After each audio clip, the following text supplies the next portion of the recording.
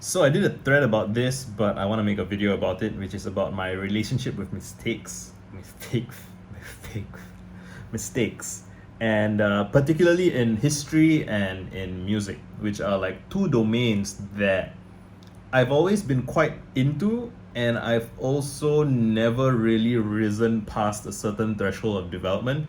What I mean by that is, well, in music, I when I was a child, I had music class in school, which was really not good. It was horrible, actually. They try to force feed you the like music notation and how to sight read. It's completely unnecessary. You can be a great musician without knowing how to sight read, and yeah, that was just unpleasant for me. And I found the piano kind of intimidating and scary, and I didn't understand the white keys and the black keys and whatnot. And so when I learned guitar, it started with, okay, again, the guitar has like six strings and it's complicated and scary. But someone can teach you the guitar very easily by teaching you like how to play chords, and they give you like a few. You put your hand a certain way. With just two fingers, that's an E, and you put one more finger there, it's an E major. So your two fingers is E minor, and then third finger is E major, and then you bring that down, it's an A minor, and then it's just you don't really know what these things are, but you press your fingers down and you play it, and there's a sound that sounds pretty nice, and then you play a few different chords, and you can play songs, and you only need like two or three chords to play some simple songs. And that is a way of onboarding someone into music that, I would have said up until now that it's way easier to do that on the guitar than on the piano. Now I'm not so sure. Now I think I could teach someone to play the piano pretty simply, the same way I was taught to play guitar. And how I would do this is I would teach them A, C, sorry, A minor, C, F, and G. Those are like the four chords that you can use to play like tons of songs, right? And C, F, A minor, and G, I believe you can play all four of these chords, and E minor as well, entirely with just the white keys. So you don't even need to care about the black keys at all. You just play, and they're all like three fingers apart. They all have this like five key spacing where it's like one finger space, one finger space, one finger. So you play those three notes like that. It's a C, and then G, C, G, it's all the way further up, G. And then once you can play that, right, it's slightly tedious to move your fingers around like that, but you don't need to adjust your fingers. You just move the whole thing, and you hear how it sounds. And you're like, oh, this sounds like a C, this sounds like a G. I mean, they all sound similar. For some strange reason, the A minor sounds slightly different. It sounds minor rather than major. And because you haven't yet learned about the black keys and the intervals, you don't know why. But it works, right? And then you play with that thing that works, and you can sing songs. And once you've done that, you can start to investigate deeper, right? Like, oh, why is it like that? So it's this idea of using simpler models to get into bigger models. Okay, there's that. And that would have been much more intuitive if I could show you, if I had a piano with me and I could show it to you. But these videos are all sketches for now. Anyway, so there's that. And so yeah, I've been learning the piano, and it's on my phone with the phone piano app, which is a breakthrough for me because I wasn't able to do this until very recently. And part of why I wasn't able to do this until very recently is because I had inherited this model of what it means to play the piano. Just as, some people inherit this model of, I can't make YouTube videos because I don't know how to edit videos. You can just record it and upload it just like that. There's all these assumptions about what you're supposed to do that don't need to apply, right? Okay. And even before I started playing the piano on my phone with this piano app, I was stuck with my guitar playing practice for many, many years. I had learned all the main chords. I could play power chords up and down the neck. I could play certain variants, A minor 7, I can play that on the 5th fret. I can try and figure out an A minor 7 on the 12th fret, but that takes me a while longer. But now that doesn't seem as intimidating as it used to. And part of the reason why that is because I learned this new system. It's called the Caged system, Caged. If you play the guitar, look it up on YouTube. There's excellent video tutorials on the Caged system. And it demonstrates to you how all the chord shapes that you use, G, A, E, C, A, G, E, D, those five chord shapes that you use, you can play the same chord, so you can play a G chord multiple times up the neck by using different shapes. And the shapes connect to what the notes are. So you can, once you understand all the notes on one string, and then the next string, like you can start to construct the chords. You know that, okay, the major scale is these 8 notes, and about 7 depending on whether you include the octave, is these few notes, and then a major chord is just root, minor, root, major third, fifth. If it's a minor chord, it's root, minor third, fifth, and you can construct these chords up and down the neck.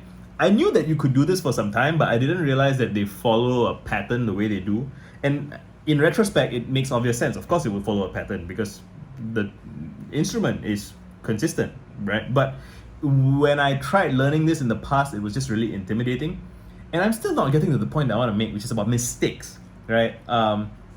I used to feel guilt and shame. I don't know if shame, guilt, not guilt, shame. I used to feel shame. I used to feel bad about myself when I made mistakes on the instrument. I used to feel like, oh, I got played the wrong notes because I'm an incompetent musician, and I felt bad about that. And that changed for me like last year or very recently, like when I was watching a video by Victor Wooten, right, which I've mentioned a few times. I'm going to keep mentioning it for the rest of my life because this was life changing for me. Like, it's not just about music; it's about everything, right? Is that he points out that there are no wrong notes in music apart from what you think is wrong, right? And that sounds wrong. That sounds incorrect when you hear it off the cuff, because you're like, yeah, I can play canon in D or something, and then if I just smash the keyboard with my hand, obviously those are not notes that fit within what I'm playing, so it's a wrong note. But Wooten's perspective is like galaxy brain shit. It's really like you can, it's kind of jazzy. It's kind of this idea of like, you can introduce a mistake in a context, in a sensitive way that makes it not a mistake anymore, that makes it, kind of this interesting bit of flourish.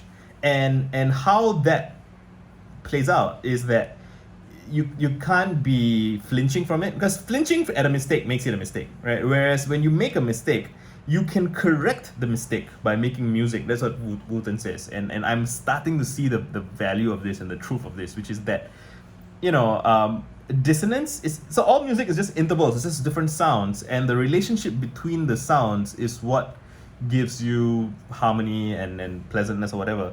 And the thing is, you can go from something that's dissonant to something that's harmonious, and like a dissonant thing can lead into a harmony, and then it becomes kind of tasty. It becomes kind of it becomes like a how do you put it, it just adds this flavor to it. Like when something is slightly wrong and then you bring it into what is correct. It's like when you bend the note, it's like, it's like, it's that da da da da da. It's like the kind of the vibration, the pull, the tension. It makes it tasty. It makes it nice. But the thing is, you have to go to where the correct note is and where the correct resonance is. And the thing that both Wooten and Miles Davis say is that in every wrong note in an even tempered instrument, like just when you have 12 notes, when you have a note that doesn't sound correct in some context, the note on either side of that note will sound correct. And you can try it out. It really works. It's like no matter what note you have that's off, because it's dissonant, the note on either side of it does work. And that means that you can correct any mistake by playing the note next to it. And if you play one note after the other in like a fluid way, it flows. So you can always flow out of any mistake that you make. But the thing is, you have to have this sensitivity to the broader context. You have to know how it feels. And to get that, you have to stop flinching at your mistakes. So you want to put your whole hand on the keyboard or play wrong notes and deliberately play, put your hand randomly on a guitar in some strange position that doesn't make sense, right? And you're playing dissonant notes, and then just play it and hear it and feel the tension between the notes, and then try to resolve the tension by changing some of the notes. It can be done. And then you develop a sense for it, and then you stop seeing these things as wrong. And this applies to everything. So let's switch to talking about history. I've always cared about human history, but I've always felt kind of guilty and bad about the fact that just it feels like I knew a bunch of facts, but I couldn't consolidate them into an overarching framework that I wanted to make sense of all of history. Again, now that sounds kind of silly in retrospect, but just, like if you ask me when was the printing press, or when was, and I'll be like, I used to think it's like 1600s. It's closer to the 1400s, I believe. And like, so then I used to feel bad, like, oh, I got the fact wrong because I'm bad at history and incompetent. But now I'm like, okay, why did I guess it was the 1600s, instead of the 1400s? Like, when was Da Vinci around, and when did Da Vinci was around, I believe, in the 1400s. If I'm wrong about this, I'm gonna embarrass myself. But again, if I so this is meta, right? If I'm wrong about this, I will embarrass myself. But I don't need to beat myself up about embarrassing myself about making a mistake. Rather, the subsequent embarrassment from being corrected will reinforce what is actually correct in my mind for the rest of time. So I'm saying right now in this video with confidence, even though I'm off by a little bit, that Da Vinci, Da Vinci's Florence was in the 1400s. The printing press must have been around that same time too, because Da Vinci had access to books, I believe. And yeah, so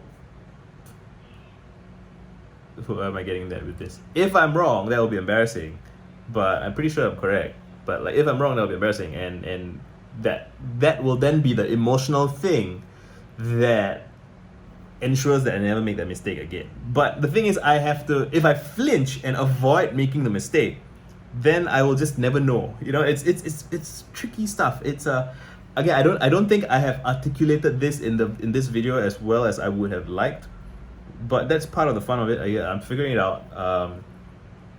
What else? Are there other historical things? The Norman conquest was in 1077, right? Like, it's a little, this in Baghdad House of Wisdom was in the 800s. Like I now have started by relinquishing my shame about being ignorant about history. I used to feel, I know a lot of people don't feel bad, but like, I guess I hung out with people who know this stuff very well, and then I feel like I'm relatively uninformed, and then but by sort of welcoming my own ignorance and welcoming my own incompetence and seeing how I get things wrong, every mistake, the way in which you are wrong always carries some seed of insight in it. So like, why did I think the printing press was in the 1600s? Yeah, I'm over fixating on this in case I'm wrong, but like 1600s, what happened then? Industrial Revolution? And there's some details there that I'm not. And yeah, now I'm gonna go and look it up afterwards and kind of strengthen my own understanding of these details, right? I believe steam power probably around 1600s, maybe 1700s. The 1800s is when we got electricity, right?